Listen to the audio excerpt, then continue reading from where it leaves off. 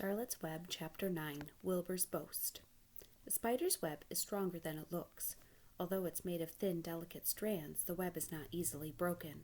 However, a web gets torn every day by the insects that kick around in it, and a spider must rebuild it when it gets full of holes. Charlotte liked to do her weaving during the late afternoon, and Fern liked to sit nearby and watch. One afternoon, she heard a most interesting conversation and witnessed a strange event. "You have awfully hairy legs, Charlotte," said Wilbur, as the spider busily worked at her task. "My legs are hairy for a reason," said Charlotte. "Furthermore, each leg of mine has 7 sections, the coxa, the trochanter, the femur, the patella, the tibia, the metatarsus, and the tarsus." Wilbur sat bolt upright. "You're kidding," he said. "No, I'm not either. Say those names again. I did not catch them the first time." "Coxa, trochanter, femur, patella, tibia, metatarsus, and tarsus." "Goodness," said Wilbur, looking down at his own chubby legs. "I don't think my legs have 7 sections." "Well," said Charlotte, "you and I lead different lives. You don't have to spin a web. That takes real leg work." "I could spin a web if I tried," said Wilbur, boasting. "I just never tried." "Let me see you do it," said Charlotte. Fern chuckled, and her eyes grew wide with love for the pig. "Okay," replied Wilbur. "You coach me, and I will spin one. It will be a lot of fun to spin a web. How do I start?" "Take a deep breath," said Charlotte, smiling. Wilbur breathed deeply. "Now climb to the highest place you can get into, like this."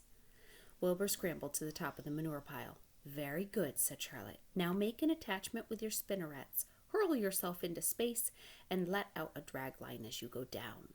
Wilbur hesitated a moment, then jumped out into the air. He glanced hastily behind to see if a piece of rope were following him and to check his fall, but nothing seemed to be happening in his rear, and the next thing you knew, he landed with a thump.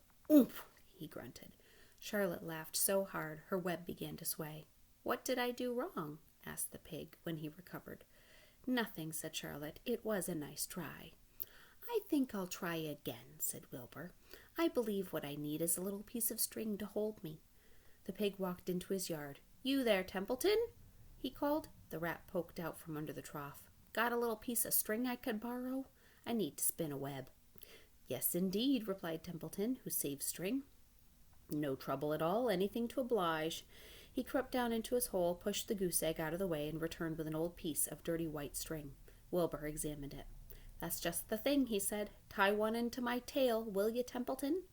Wilbur crouched low with his thin, curly tail toward the rat. Templeton seized the string, passed it around the end of the pig's tail, and tied 2 half hitches. Charlotte watched in delight. Like Fern, she was truly fond of Wilbur, whose smelly pen and stale food attracted the flies that she needed, and she was so proud that he was not a quitter and was willing to try again to spin the web. While the rat and the spider and the little girl watched, Wilbur climbed again to the top of the manure pile, full of energy and hope. "Everybody watch," he cried, and summoning all his strength, he threw himself into the air head first. The string trailed behind him, but he had neglected to fasten the other end of anything, and it didn't really do any good, and Wilbur landed with a thud, crushed and hurt. Tears came to his eyes.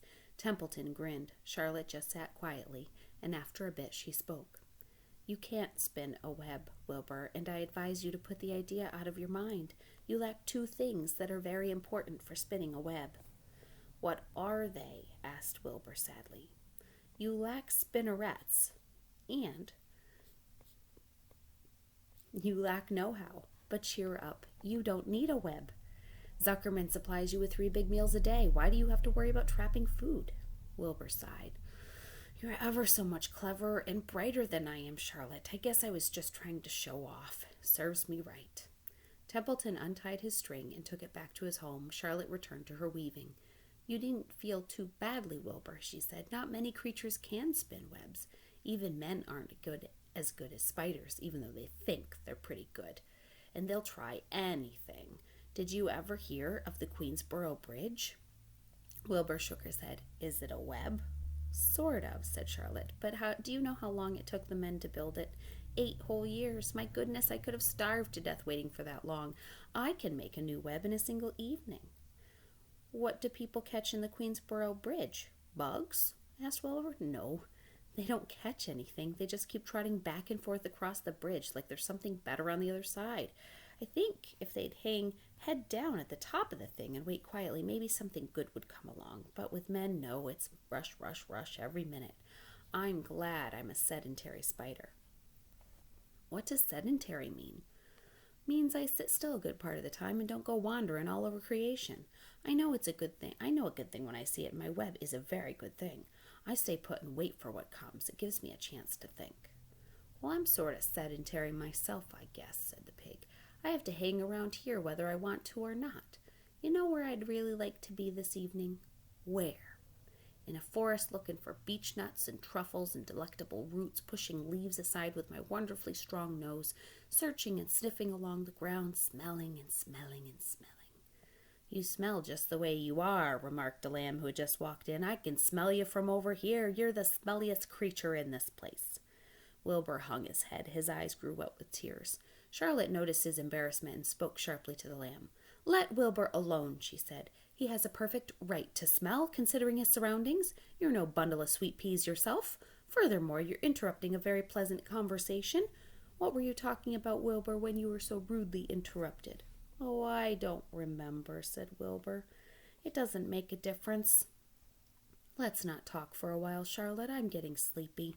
You go ahead and fix your web, and I'll just lay here and watch you. It's a lovely evening.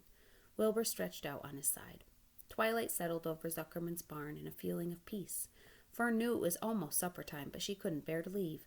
Swallows passed on silent wings in and out of the doorways, bringing food to their young ones.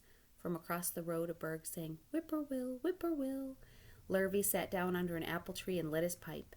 The animals sniffed the familiar strong tobacco smell. Wilbur heard the trill of the tree toad and the occasional slamming of a kitchen door. All of these sounds made him feel comfortable and happy, for he loved life and loved to be part of the world of a summer evening. But he lay there and remembered what the old sheep had said to him. The thought of death came to him, and he started to tremble with fear. "Charlotte," he said softly. "Yes, Wilbur." "I don't want to die." "Of course you don't," said Charlotte in a comforting voice. "I just love it here in the barn. I love everything about this place." "Of course you do," said Charlotte. "We all do." The goose appeared, followed by her 7 goslings. They thrust their little necks out and kept musical whistling, like a bunch of pipers. Wilbur listened to the sound with love in his heart. "Charlotte," he said. "Yes," said the spider. "Were you serious when you promised you would keep them from killing me?" "I was never more serious in my life. I'm not going to let you die, Wilbur." "How are you going to save me?" said Wilbur. "Well," said Charlotte, "I don't really know, but I'm working on a plan." "That's wonderful," said Wilbur. "How is the plan coming, Charlotte? Have you gotten very far with it? It's coming along well?" Wilbur was trembling again, but Charlotte was cool and collected. "Oh, it's coming along all right," she said. "The plan is still in its early stages and hasn't completely shaped up, but I am working on it." "When do you work on it?" begged Wilbur. "When I'm hanging upside down in my web. That's when I do my best thinking, because all the blood is in my head."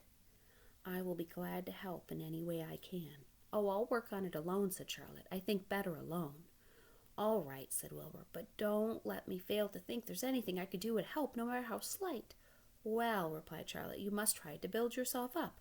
I want you to get plenty of sleep and stop worrying. Never hurry and never worry. Chew your food thoroughly and eat every bit, except leave just enough for Templeton.